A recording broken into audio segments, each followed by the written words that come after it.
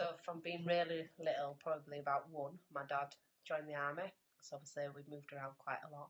So we moved to Gibraltar first, spent a couple of years in Gibraltar. I don't really remember much of Gibraltar, but I always seem to remember going up on the rocks and seeing the apes, so that must be from photos, because I clearly can't remember stuff like that from 2-year-old.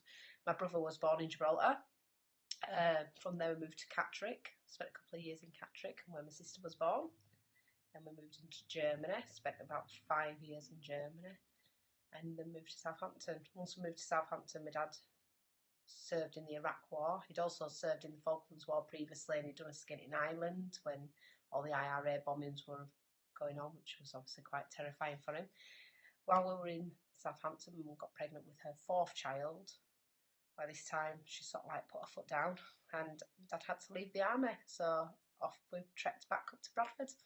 We moved into Bradford. My dad would never home as much when I was a kid, so it was always Mum around. Never saw Dad, even if he went away serving his duty in Iraq or wherever, Afghan. He was always my mum. So Dad just came home, had his tea, and basically went to bed because he worked long hours, so I didn't really see much of my dad. So got on with my dad, but we hadn't got that father-daughter bond. Yep.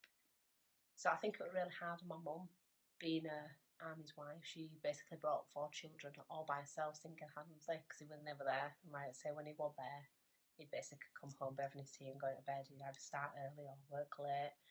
As well as doing that, Mum held down a job as well, worked part-time, sometimes in the NAFE, which is the Army's supermarket. Worked in the clubs, serving the beer in the mess and stuff, and so I think it was really hard on my mum. I think she had postnatal depression. No, not really a bonding mum. She's not a maternal type. Mum and Dad have got a weird relationship. They get on, but I wouldn't say they're madly in love with each other, but they just put up with each other because they've been together so long. Yes. I love growing up in different countries. It was really hard, obviously, meeting new friends. You get settled somewhere and you get your friends, and then you're up and off. You didn't get much notice. You just packed your bags and you were off.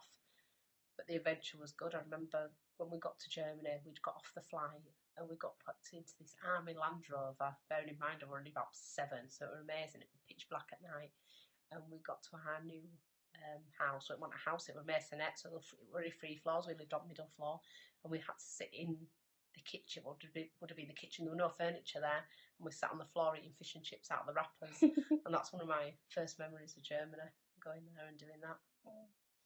So this is me when Dad was probably just going into army, because I was only young when he joined up. So that must have been in Catterick, I'm thinking, maybe. Or maybe Gibraltar, how young I am there. That's sort of like a flat. I don't think we lived in a flat then though, so it might be Catterick. That's typical army sort of houses, how the it looks like an estate.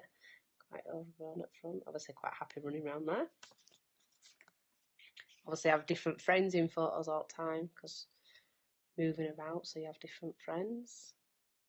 I'm getting used to different neighbours as well, but all the families were always really good. You could nip round to, your neighbours were always your auntie. Always auntie and uncle were your neighbours. I was a happy child. It didn't obviously affect me. That was us on a visit back home to Bradford, my nan's doorstep.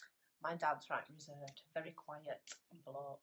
Doesn't really talk about his time in the army, and I think that's just because of the stuff he's seen. I think he finds it quite hard.